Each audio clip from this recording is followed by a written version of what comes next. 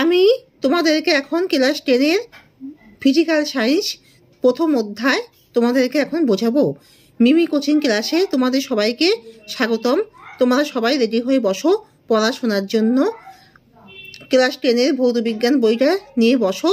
আর first চ্যাপ্টারটা তোমরা বার করো। আমি তোমাদেরকে সব পড়াগুলো বুঝিয়ে দিচ্ছি, তোমরা এগুলো সবাই বুঝে নাও। আর তোমরা যারা বুঝতে পারছো না তারা কমেন্ট পাঠিয়ে দাও, আমি সব নোটগুলো সব দিয়ে দিচ্ছি। তোমরা এই নোটগুলো খাতা আর পেন নিয়ে বসো, সব ইম্পর্টেন্ট সাজেশন নোট তোমরা সবাই এগুলো সব লিখে নাও।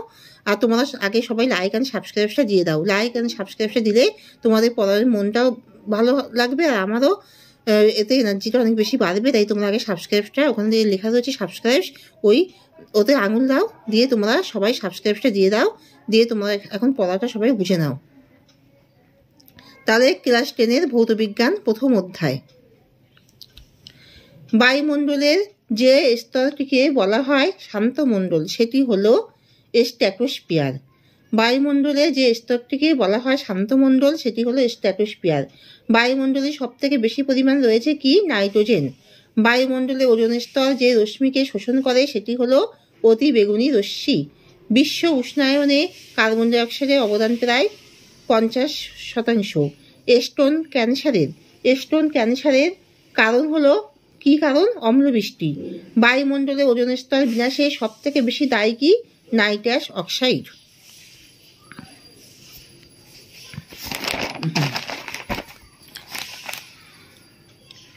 প্রাকৃতিক সৌরপদ্মা হলো কি? ওজোন স্তর।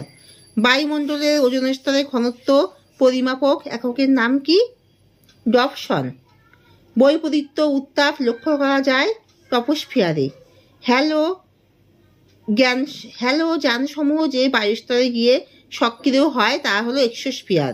ক্লোরোফ্লুরো কার্বন ব্যবহৃত হয় হিমায়ক যন্ত্রে। কোন গ্রিন হাউস গ্যাসের উষ্ণকরণ ক্ষমতা সর্বাধিক? সিএফসি। পরিবেশে নাইট্রাস অক্সাইডের উপস্থিতির প্রধান উৎস কি? ডিনাইট্রিফিকেশন। আন্টার্কটিকা অঞ্চলে ওজোন স্তরের সবচেয়ে বেশি ক্ষয় হয় কোন মাসে? সেপ্টেম্বর থেকে নভেম্বর মাসে। ওজোনস্ফিয়ারে ওজনের গাঢ়ত্ব মোটামুটি কত ppm? 10 ppm। ওজোন গহ্বর প্রথম ব্যবহার করেন কোন বিজ্ঞানী? ফোরম্যান। ওজোন স্তরের ক্ষয় সব থেকে বেশি হয় কোন অঞ্চলে? আন্টার্কটিকায়। উচ্চতা বৃদ্ধির সাথে বায়ুর চাপ কমে যায়। উচ্চতার বৃদ্ধির সাথে বায়ুর চাপ কমে যায়। তাহলে উচ্চতার বৃদ্ধির সাথে বায়ুর চাপ বাড়ে না কমে? উচ্চতার বৃদ্ধির সাথে বায়ুর চাপ কমে যায়। নিচের কোনটি ওজোন স্তরকে ক্ষয় করে না? কার্বন ডাই অক্সাইড ওজোন গ্যাসকে ক্ষয় করে না। ট্রপোস্ফিয়ার ও স্ট্র্যাটোস্ফিয়ারের মধ্যবর্তী স্তরকে কি বলে? ট্রপোফোজ বলে। বায়ুমণ্ডলে কোন স্তরে ওজোন অ্যালোন বিকিরণ বলয় আছে? ম্যাগনেটোস্ফিয়ারে। বায়ুমণ্ডলের কোন স্তর জলচক্র ও উষ্ণ তা নিয়ন্ত্রণ করে? ট্রপোস্ফিয়ার। বায়ুমণ্ডলে যে স্তরে ঝড় বৃষ্টি হয় তার নাম কি? ট্রপোস্ফিয়ার। বায়ুমণ্ডলে যে স্তরটিকে শান্ত মণ্ডল বলে তার নাম কি? স্ট্র্যাটোস্ফিয়ার। মেরু অঞ্চলে ট্রপোস্ফিয়ারের উচ্চতা কত? 8 কিলোমিটার। এবার আমি তোমাদেরকে সব লেখাগুলো নোটগুলো সব দেখাচ্ছি, তোমরা এগুলো বানানগুলো সব দেখে নাও।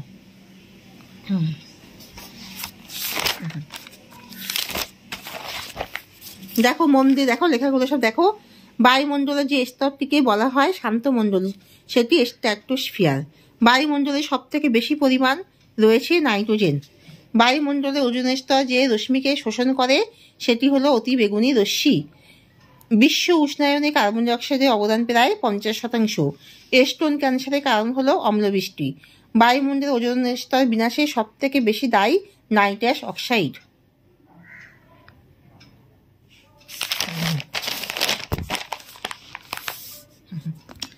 প্রাকৃতিক সৌরপদ্মা হলো কি? ওজোন স্তর। বায়ুমণ্ডলে ওজোন স্তরের ঘনত্ব পরিমাপক এককের নাম কি? ডপসন। বৈপরীত্য উত্তাপ লক্ষ্য করা যায় ট্রপোস্ফিয়ারে। হ্যালো যানসমূহ যে বায়ুস্তরে গিয়ে সক্রিয় হয় তা হলো এক্সোস্ফিয়ার। ক্লোরোফ্লুরো কার্বন ব্যবহৃত হয় হিমায়ক যন্ত্রে। কোন গ্রিনহাউস গ্যাসের উষ্ণকরণ ক্ষমতা সর্বাধিক? সিএফসি। পরিবেশে নাইট্রাস অক্সাইডের উপস্থিতির প্রধান উৎস। ডিনাইট্রিফিকেশন। আন্টার্কটিকা অঞ্চলে ওজোন স্তরের সবচেয়ে বেশি ক্ষয় হয় কোন মাসে? সেপ্টেম্বর থেকে নভেম্বর মাসে। ওজোন স্ফিয়ারে ওজনের গাঢ়ত্ব মোটামুটি কত? 10 ppm। ওজোন গহ্বর প্রথম ব্যবহার করেন কোন বিজ্ঞানী? ফোরম্যান। ওজোন স্তরের ক্ষয় সব থেকে বেশি হয় কোন অঞ্চলে? আন্টার্কটিকায়। উচ্চতা বৃদ্ধির সাথে বায়ুর চাপ কি হয়? কমে যায়। নিচের কোনটি ওজোন স্তরকে ক্ষয় করে না? Carbon die oxide. ট্রপোস্ফিয়ার ও স্ট্র্যাটোস্ফিয়ারের মধ্যবর্তী স্তরকে কি বলে? ট্রোপোপোজ। বায়ুমণ্ডলে কোন স্তরে ভ্যান অ্যালেন বিকিরণ বলয় আছে? ম্যাগনেটোস্ফিয়ার। সব বানানগুলো তোমরা সবাই ভালো করে দেখে নাও। বায়ুমণ্ডলে কোন স্তর জলচক্র উষ্ণতা নিয়ন্ত্রণ করে? ট্রপোস্ফিয়ার। বায়ুমণ্ডলে যে স্তরে ঝড় বৃষ্টি হয় তার নাম কি? ট্রপোস্ফিয়ার। বায়ুমণ্ডলে যে স্তরটিকে শান্তমণ্ডল বলে তার নাম স্ট্র্যাটোস্ফিয়ার। মেরু অঞ্চলে ট্রপোস্ফিয়ারের উচ্চতা কত? 8 কিলোমিটার। বায়ুমণ্ডলে কোন অংশে উষ্ণতা অপরিবর্তিত থাকে? ট্রপোপজ। বায়ুমণ্ডলের সর্বনিম্ন স্তর কি? ট্রপোস্ফিয়ার। স্ট্র্যাটোস্ফিয়ারের অপর নাম কি? শান্তমণ্ডল। এইগুলো সব শূন্যস্থান পূরণ।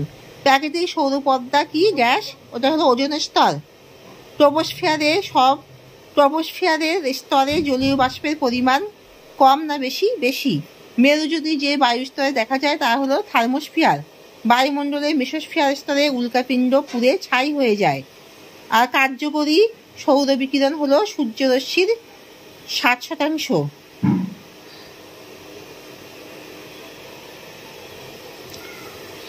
বায়ুমণ্ডলে সব থেকে বেশি নাইট্রোজেন রয়েছে। বায়ুমণ্ডলে সব থেকে বেশি কি রয়েছে? নাইট্রোজেন রয়েছে। ভূপৃষ্ঠ থেকে বায়ুমণ্ডলের উচ্চতার মান 1000 কিলোমিটার। ট্রপোস্ফিয়ারকে বলে ক্ষুব্ধ মণ্ডল।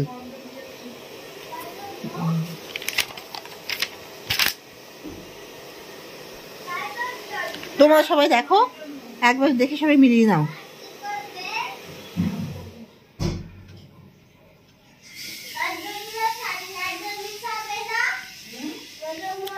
সবাই লেখাগুলো ভালো করে মিলিয়ে নাও, দেখো।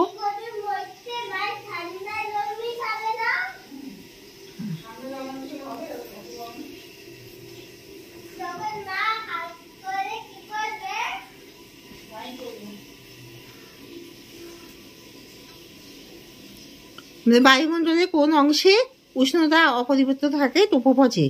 বায়ুমণ্ডলের সর্বনিম্ন স্তর কি? ট্রপোস্ফিয়ার। বায়ুমণ্ডলের সর্বনিম্ন স্তর কি? ট্রপোস্ফিয়ার। স্ট্র্যাটোস্ফিয়ারের অপর নাম কি? শান্তমণ্ডল। প্রাকৃতিক সৌর পদ্মা হলো ওজোন স্তর। ট্রপোস্ফিয়ারের স্তরে জলীয় বাষ্পের পরিমাণ কম না বেশি? বেশি।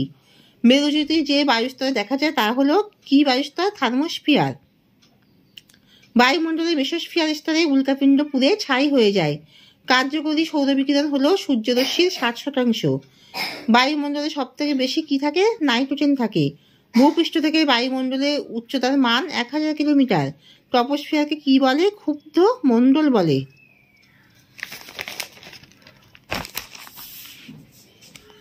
ট্রপোস্ফিয়ার স্ট্র্যাটোস্ফিয়ারের মধ্যবর্তী স্তরকে বলে কি? ট্রপোপজ। বায়ুমণ্ডলের কোন স্তরে ভ্যান অ্যালেন বিকিরণ বলয় আছে? ম্যাগনেটোস্ফিয়ার। বায়ুমণ্ডলে কোন স্তর জলচক্র উষ্ণতা নিয়ন্ত্রণ করে? ট্রপোস্ফিয়ার। বায়ুমণ্ডলে যে স্তরে ঝড় বৃষ্টি হয় তার নাম হলো ট্রপোস্ফিয়ার। বায়ুমণ্ডলে যে স্তরটিকে শান্ত মণ্ডল বলে তার নাম স্ট্র্যাটোস্ফিয়ার। মেরু অঞ্চলে ট্রপোস্ফিয়ারের উচ্চতা 8 কিলোমিটার।